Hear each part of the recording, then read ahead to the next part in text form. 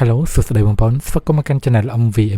នៅថ្ងៃនេះគឺយើងមកបន្តភាគទី10នៃរឿងគ្រូពេទ្យទេវតាសម័យថ្មីបន្តផ្សាយរឿងចាប់ផ្ដើមក្រុមជើងកានទាំងអស់ពួកគេមិនអាចធ្វើអ្វីសងបានឡើយក៏ត្រូវបានសងវាយផងធាក់ផងតបមកជើងចំកណ្ដាលដើមទ្រូងបឿចំណែកឯពេលនេះក៏បានមកវាយប៊ូហ្វាន់ផងដែរតែប៊ូហ្វាន់ក៏បានគេផនចឹងសងក៏បានជាទៅការប៊ូហ្វាន់ហាត់វេបញ្ជាលោកមិនព្រមបោះចោលកេមួយនេះទៅវាងាយស្រួលនៅក្នុងការកេញតែប៊ូហ្វាន់គឺមិនបោះចោលវាឡើយដោយសារតែគេពិបាកណាស់នៅក្នុងការទទួលបានវាអញ្ចឹងសងក៏បានលុតហប់មកធាក់អាពេលនេះមួយជើងបឿបន្ថែមទៀតហើយចឹងឯងគឺនៅសល់តែអាប្រូក្បាលដាច់ម្នាក់នេះតែប៉ុណ្ណោះហើយយើងកាត់មើលអ្នកទី2នៅក្នុងឡាននៅវិញធានជន់គឺបាននិយាយទៅកាន់អាបងធំគេនឹងថាមើលទៅកូនចៅរបស់លោកបងទាំងអស់គ្នាគឺមិនអាចយកឈ្នះអ្នកទី2នឹងបានឡើយគូណាតែហើយជើងខ្លាំងមកបន្ថែមទៀតទៅតែចំណាក់ក្តីអាបងធំនឹងបាននិយាយប្រាប់ថានៅក្នុងចំណោមពួកគេទាំងអស់គ្នានោះគឺមានមនុស្សម្នាក់ដែលមានសមត្ថភាពខ្លាំងជាងគេដែលនោះវាគឺជាអាក្បាលដៃនឹងឯងដែលប្រូក្បាលដៃគេក៏បានវឹកខាត់វិជ្ជាគុណតាំងពីក្មេងមកជាភាសានោះក្បាលរបស់គេគឺរឹងជាងដែលថែបទៅទៀតគឺងាយស្រួលនៅក្នុងការវាយឈ្នះប្រូក្បាលដៃនឹងឡើយអញ្ចឹងឲ្យយន្តធានគេក៏បានចាប់ប្រាក់ឈ្នួលទៅឲ្យអាបុនធំកណ្ដឹងចំនួន200,000 យួនដែលគេក៏ចង់បែងបាក់ជើងប៊ូហ្វាន់ទាំងសងខាងអញ្ចឹងអាបុនធំក៏បាននិយាយថាទុកប្រាក់នៅក្នុងឡាននឹងសិនទៅនៅបានសួរបន្ថែមទៀតតើតឹងជាមួយនឹងប្រវត្តិក្មេងស្រីម្នាក់នោះតើយ៉ាងម៉េចដែរចំពោះយន្តធានគេមិនដឹងថាមនុស្សស្រីម្នាក់ហ្នឹងគឺជានរណាគេឡើយអញ្ចឹងគឺយើងកាត់មើលអាប្រូក្បាលដៃដែលទៅមុខប្រមាណជំនាញស្ដីបន្ទោសទៅកាន់កូនចៅទាំងអស់ពួកឯងពិតជាគ្មានបានការមែនគ្រាន់តែមនុស្សស្រីម្នាក់ក៏មិនអាចយកឈ្នះបានដែរម្យ៉ាងទៀតក៏បានជាទៅការសងអូនស្រីមើលទៅអូនស្រីពិតជាការឈ្នះពិតមែនអញ្ចឹងមកទេកាន់តែហិលខ្លួនគេទៅវិញពិតជាចូលចិត្តមនុស្សស្រីប្រភេទនេះខ្លាំងណាស់ជក់មកជប់ទៅកាន់ស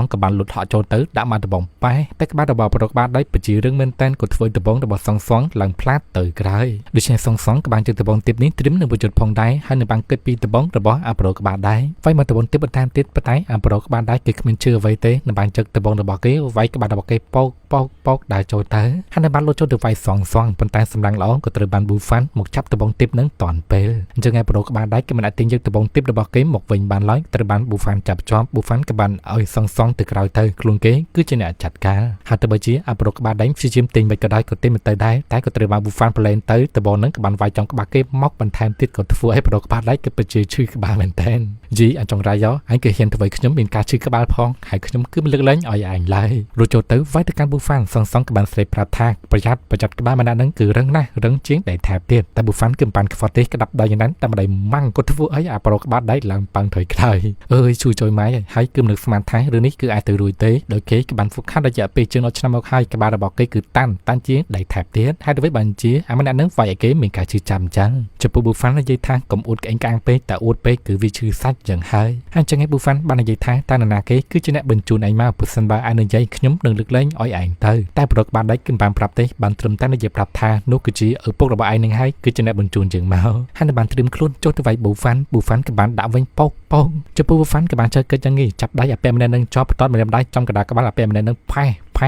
ក្បាលដៃគេនៅបានបន្តម្ដងទៀតក៏ធ្វើអាប៉ែក្បាលដៃហ្នឹងឡើងប៉ាំងថយក្រោយពិតជាឈឺចាប់មែនតែនដែលខ្ញុំបាននិយាយប្រាប់ឯងហើយថាឯងគឺមិនមែនជាអាក្បាលដៃទេជឿខ្ញុំហើយនៅយល់រំទៅជុតឆាក់វាយគ្នាឡើយហ្នឹងពិតជាកំ plaign ដល់ហើយអត់មានសោចចង់ឲ្យពោះហើយមែនតែហើយអញ្ចឹងគឺចង្កាត់ទៅមើលយន្តធានគេក៏បាននិយាយទៅកាន់អាបងធំបងប្រុសហើយជើងកូនណាតែហៅជំនួយមកជួយបន្ថែមទៀតទៅតែក៏ត្រូវបានបងធំបាននិយាយតបទៅវិញថាចង់រាយយ៉អញគឺហក់ខ្ញុំផងអាម្នាក់ហ្នឹងគេគឺមិនមែនជាមនុស្សធម្មតាទេដែលគេក៏បានចេះវិជ្ជាគុណនិងមានកម្លាំងខ្លាំងក្លាទៀតដែលប្រាក់ពី40របស់អញគឺវាមិនគ្រប់គ្រាន់ទេហើយទៅបើជាប្រាក់2លានក៏វាមិនគ្រប់គ្រាន់ដែរអបយន្តធានក៏បានជាតទៅវិញទាំងភ័យខ្លាចដោយសារតែគេបានស៊ើបប្រវត្តិអាមនុស្សម្នាក់នឹងហើយគេគឺជាមនុស្សធម្មតាក្រីក្រម្នាក់ទេគ្មានចេះវិជ្ជាគុណអ្វីឡើយហើយថាទៅវិញបានជានៅពេលនេះចេះវិជ្ជាគុណគេគឺមិនដឹងដូចគ្នាម្យ៉ាងទៀតយន្តធានក៏បានតែទូរស័ព្ទទៅកាន់លោកប៉ូលីសផងដែរអញ្ចឹងអាបងធំក៏បានជាសួរថាតើឯងហើយទៅវិញបានជាតែទៅប្រាប់ប៉ូលីសអបយន្តធានគេក៏មានគំនិតមួយដោយគេបានឃើញថាដោយការវាយគ្នានេះក៏បានបង្កការខូចខាតជាច្រើនប្រសិនបើតែប្តឹងប៉ូលីសនៅវិញប្រកាសជាប្តឹងមនុស្សទាំងពីរនាក់នោះឲ្យចូលគុកជាជាមិនខានអញ្ចឹងអាប៉ែបងធំហ្នឹងគឺមិនបានថាអ្វីដែរក៏បានត្រឹមតែគិតថានេះវាគឺជាវិធីសាស្ត្រដ៏ល្អមួយដែ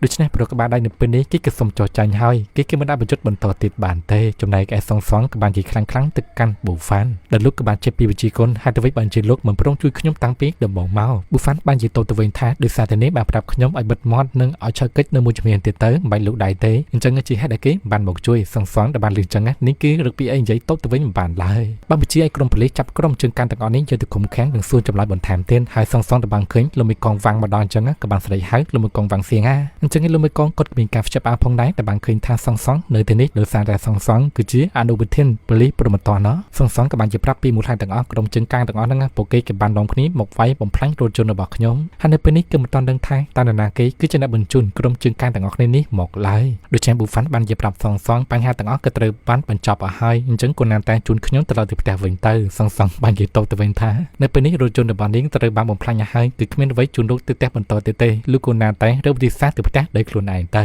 អញ្ចឹងលោកមីកងគាត់ក៏បានបញ្ជាកូនបលីម្នាក់ឲ្យនាំមិត្តភក្តិរបស់នាងសងទៅដល់ទៅផ្ទះវិញទៅប៉ុន្តែប៊ូហ្វាន់បាននិយាយប្រាប់លោកមីកងវាំងថាខ្ញុំគឺមិនជាមិត្តភក្តិរបស់សងឡើយប៉ុន្តែគឺជាលោកពូ